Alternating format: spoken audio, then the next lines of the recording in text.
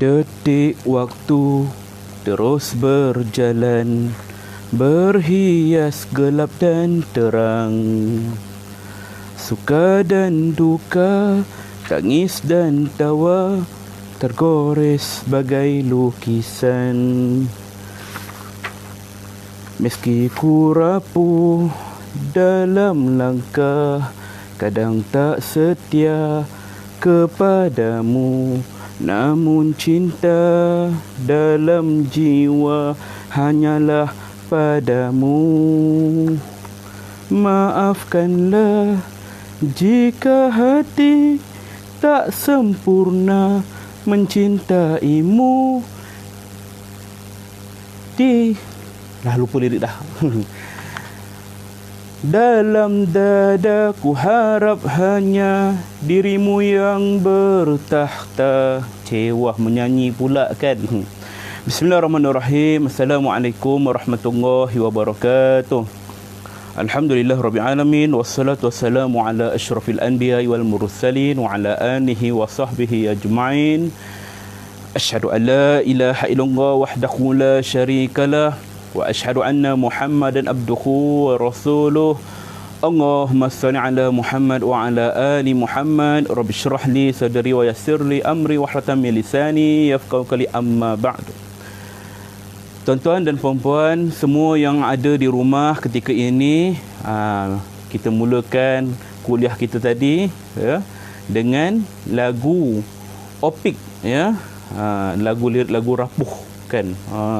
Sebab dia cerita tentang detik waktu terus berjalan, berhias gelap dan terang, suka dan duka, tangis dan tawa, tergores sebagai lukisan. Ini semua perjalanan hidup ya, mempunyai kesucian. Waalaikumsalam warahmatullahi ya.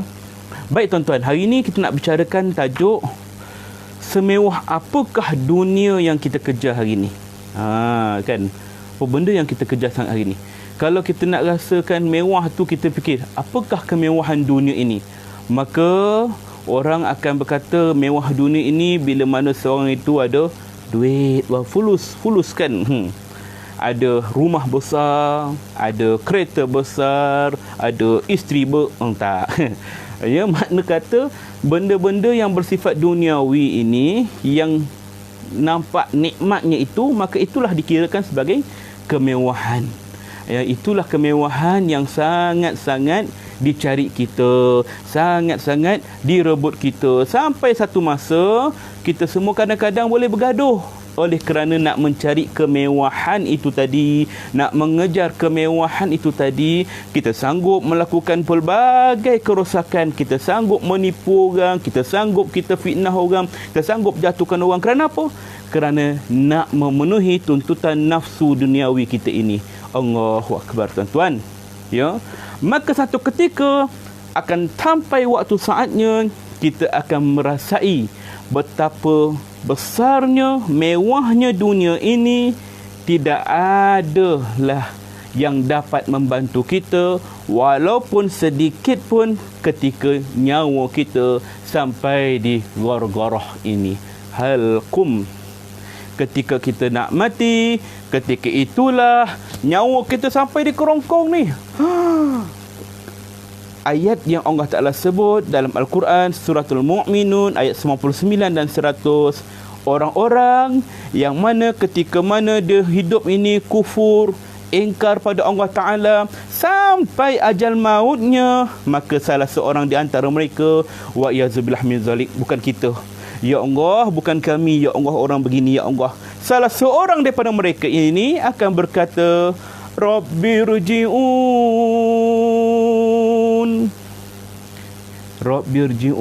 ya Allah. Wahai Tuhan, wahai Rabb, aku nak hidup lagi ya Rabb. Tangguh dulu ya Rabb. Aku tak nak mati lagi ya Rabb. Itulah penilaian yang selama ini kita rasa mewah ini adalah kehidupan di dunia. Tapi bila sampai nyawa di ghargharah, ketika itu apa sahaja di dunia ini sudah tidak bererti lagi bagi kita. Dah tak peduli dah. Lantaklah kan. Aku tak kisah harta aku orang ambil, aku tak kisah isteri aku orang kahwin lain ke, aku tak kisahlah jawatan aku ni orang ambil, syarikat aku ni orang nak ambil. Apa sahaja kat dunia ni, semuanya Habis bila mana nyawa sampai di Gorgorah, permintaan orang ketika itu, dia minta kembali hidup, dia minta nyawa daripada Allah Ta'ala. Rabbirji'un. Untuk apa tuan-tuan? Untuk apa dia minta Rabbirji'un, hidup balik ya Allah? Ya Allah, aku nak hidup balik ya Allah. Untuk la'alli a'malu salihan fima tarakt, supaya aku mengerjakan amal soleh ya Allah dalam perkara yang dulu aku tinggalkan. Ini permintaan orang-orang yang Allah sebut dalam suratul Mu'minun ayat 59, yang kufur, yang ingkar hidup kat dunia dahulu, tak peduli langsung tentang solatnya. Dia lambat solat ke, dia tak solat ke, dia tak peduli. Dia tergolong dalam golongan yang leka, dia tergolong dalam golongan yang lalai. Maka ketika mana dia nak mati ini, kemewahan yang dia kejar itu, apa sahaja nikmat dunia yang dia kejar itu, semuanya luput daripada ingatan dia. Kerana ketika itu dia minta pada Allah, la'alli a'malu salihan fima tara. Ya Allah, bangunkan aku untuk aku beramal soleh atas perkara yang dulu aku tinggalkan. Tuan-tuan, inilah tahap kemewahan yang kita sangkakan dulu kita kejar, rupanya tak berarti lagi. Yang kita kejar ketika nak mati ini ialah amal soleh yang dulu. Bukan dulu ni, sekarang ni. Yang tengah kita lekakan sekarang ni, yang kita tinggal sama ini. Lalu apa kata Allah Ta'ala? Allah Ta'ala herdik balik golongan kufur dan ingkar begini. Bila dia nak mati, baru nak minta kembali untuk hidup, nak beramal soleh. Lalu Allah katakan pada dia, Kalla, kalla, kata Allah, tidak, sekali-kali tidak. Nahi, jangan kau haraplah, kata Allah Ta'ala. Innaha kalimatun huwa qailuha, sesungguhnya perkataan itu hanyalah kata-kata yang engkau sahaja yang mengatakannya. Allah dah masak dah dengan perangai kita ni, tuan-tuan. Allah dah tahu dah perangai kita ni pemalih. Allah tahu dah perangai kita ni memang jenis apa, dah terantuk bau tengadah. Ketika itu Allah tahu dah, jangan haraplah kau nak hidup balik. Jangan harap, kata Allah ketika itu. Innaha kalimatun huwa qailuha, kata Allah Ta'ala, perkataan yang kau ucap itu perkataan yang sia-sia, tak guna kau merayu sekarang ini. Wa min waraihim barzahun ila yaumi yub'asun, sedangkan di hadapan engkau sekarang sudah ada alam barzah. Kau tinggal di sini sehinggalah hari dibangkitkan semula, iaitulah hari kiamat. Tuan-tuan, ini penyesalan bagi golongan kufur dan ingkar pada Allah Ta'ala, tuan-tuan. Ini yang kita katakan tajuk kita hari ini. Semewah apakah dunia ini yang kita harap sangat, yang kita kejar-kejar sangat, yang kita damba-dambakan sangat, sampai satu masa kita tinggalkan semuanya, habis kan? Tuan-tuan, ada satu kisah sahabat Nabi SAW, nak dengar tak? Nak dengar ke tidak kan? Dengar ya. Satu hari ketika waktu subuh yang hening, yang damai, yang permai, sajalah tu metafora kan, Rasulullah SAW dia menunggu saf dibentuk, rapatkan saf nak solat subuh, tuan-tuan ya. Rapatkan saf, sempurnakan saf, tuan-tuan ya. Kalau kita nak semayang, itulah ucapan yang selalu imam sebutkan, rapatkan saf, sempurnakan saf. Tapi sekarang tuan-tuan, kalau orang buat semayang jemaah, imam cakap apa tuan-tuan? Jarak-jarakkan saf, samakan tumit kaki, jarak-jarakkan saf tuan-tuan. Sebab ni musibah yang kita sedang hadapi sekarang ni, ya, virus corona ni kan. Tak apalah orang uji kita kan. Baik, ketika Rasulullah SAW membariskan sahabat-sahabatnya untuk solat subuh berjemaah, ketika itulah Rasulullah SAW memerhatikan ketidakhadiran Sayyidina Sya'ban radhiyallahu anhu. Sayyidina Sya'ban radhiyallahu anhu tak ada kat situ. Sebab apa Nabi SAW perasan dia tak ada? Sebab orang ini, yakni sahabat Rasulullah yang mulia ini, tak pernah sekali pun miss solat berjemaah dengan Rasulullah.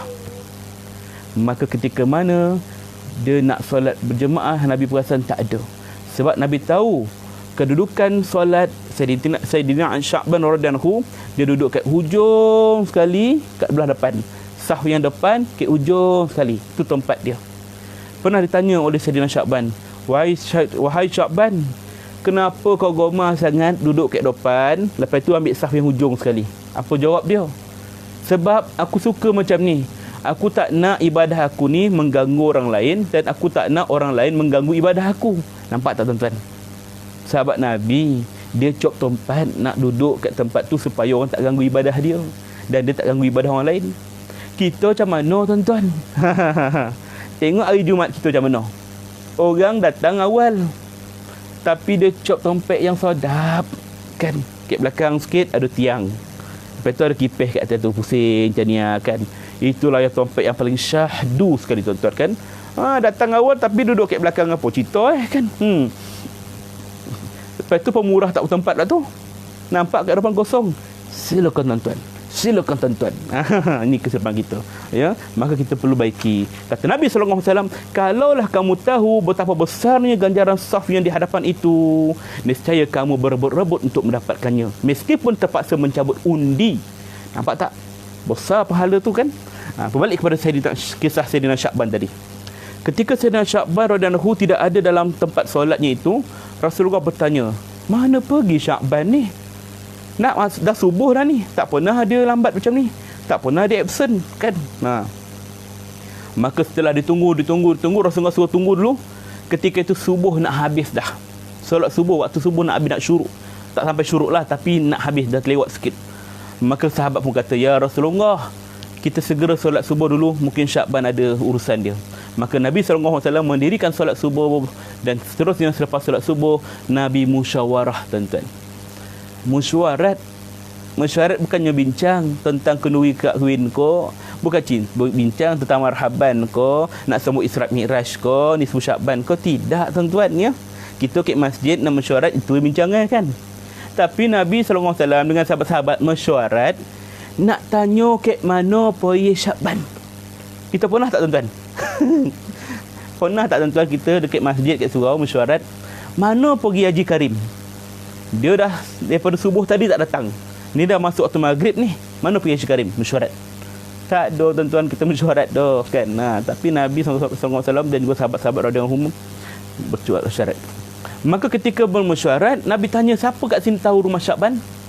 Salah seorang sahabat kata, ya Rasulullah, aku tahu di mana. Maka disebut dalam riwayat, Nabi SAW dan sahabat pun pergi ke rumah Sayyidina Sya'ban. Dalam perjalanan itu, sampailah ke rumah Sayyidina Sya'ban radhiyallahu di waktu afdal duha. Afdal duha tu waktu bila? Lebih kurang dalam pukul 10-11 macam tu, waktu afdal duha kan, waktu solat duha yang diutamakan. Lebih kurang 3 jam tuan-tuan. Bayangkan lepas subuh Nabi berjalan sampai ke rumah Sya'ban, 3 jam perjalanan tuan-tuan, kalau ikut pada maksud hadis tadi. Masya Allah, tabarakallah. Tengok sahabat Nabi SAW, rumah dia jauh, 3 jam perjalanan, sanggup tak pernah miss 5 waktu salat berjemaah. Kita macam mana tuan-tuan? Rumah ke atas langit, bawah surau, tekan lift aja, buka pintu lift dah nampak dah masjid, dah nampak dah surau. Pun banyak alasan. Cuma sekarang tak boleh lah tuan-tuan ya. Kalau buat solat berjemaah kat masjid, kau dah tangkap sekarang ya, kita mesti wabak sekarang ni. Baik, berbalik kepada tadi. Sampainya ke rumah Sayyidina Sya'ban, Rasulullah bertanya kepadanya, ketuk salam, Assalamualaikum. Setelah diberi salam, akhirnya keluarlah seorang perempuan, isteri Sayyidina Sya'ban. Ditanya, wahai di manakah Sya'ban? Kami tak jumpa dia solat subuh tadi. Maka dikatakan pada Rasulullah, ya Rasulullah, suamiku telah wafat sebelum subuh tadi. Masya Allah, tabarakallah. Satu-satunya asbab Sayyidina Sya'ban radhiyallahu tidak hadir salat berjemaah ialah kerana mati tuan-tuan. Ya Allah, Masya Allah, saya hebat sahabat-sahabat ni kan. Lalu Rasulullah SAW pun pergilah ziarah jenazahnya dengan sahabat-sahabat. Dan ketika itulah isteri kepada Sayyidina Sya'ban, dia bertanya, ya Rasulullah, aku perhatikan ketika mana Sayyidina Sya'ban dalam keadaan sakaratul maut, nak meninggal dunia, dia menjerit 3 kali. Dia menjerit 3 kali ya Rasulullah. Apa jeritannya itu? Maka jeritannya itu, yang pertama dia kata, Kenapa tidak jauh lagi? Kata dia. Kenapa tidak jauh lagi? Jeritan yang kedua dia jerit, kenapa tidak yang baru? Jeritan yang ketiga dia jerit, kenapalah tidak semua? Nampak tuan-tuan? Apa maksud itu? Lalu Rasulullah SAW pun berkata, sesungguhnya engkau di dunia dahulu berada dalam keadaan lalai tentang perkara hari ini. Yakni kita hidup kat dunia ni dalam keadaan lalai. Maka kami hapuskan kelalaian yang menyelubungimu itu, lalu pandanganmu pada hari ini menjadi tajam, yakni boleh menyaksikan dengan jelas perkara-perkara hari akhirat. Nabi SAW baca surah Qaf ayat 22. Maka kata Nabi SAW, sesungguhnya jeritan pertama Sayyidina Sya'ban ketika nak meninggal dunia, ketika itulah Allah Ta'ala kembalikan balik ingatan dia tentang perjalanan dia, amal ibadah dan sebagainya. Dilihat setiap kali Sayyidina Sya'ban ini berjalan nak ke masjid, satu langkah dia dapat pahala dan dihapuskan dosanya. Setiap langkahnya dapat pahala, dia hapus dosa. Setiap langkah dapat pahala, dia hapus dosa. Maka dilihat bentuk pahala tu macam mana. Sampai ke masjid Nabi, ketika itulah pahala tu pun dah berhenti dan dosanya pun tak ditolak lagi dah. Kemudian Sayyidina Sya'ban pun menjerit, ya Allah, kenapalah tak jauh lagi rumah aku ni? Kalau jauh mungkin lagi banyak pahala yang aku dapat. Masya Allah tuan-tuan, kita sebut tadi Rasulullah sendiri nak pergi ke rumah Sya'ban 3 jam perjalanan. Sayyidina Sya'ban nak meninggal dunia, dia kata, kenapalah aku tak jauh lagi rumah aku dengan masjid tu? Tuan-tuan, sahabat, tapi dia menyesal waktu nak mati. Allah tuan-tuan, kita tak payah kata 3 jam, 3 minit kan. Allah, ni hebat sahabat. Jeritan yang kedua, kenapa tidak yang baru?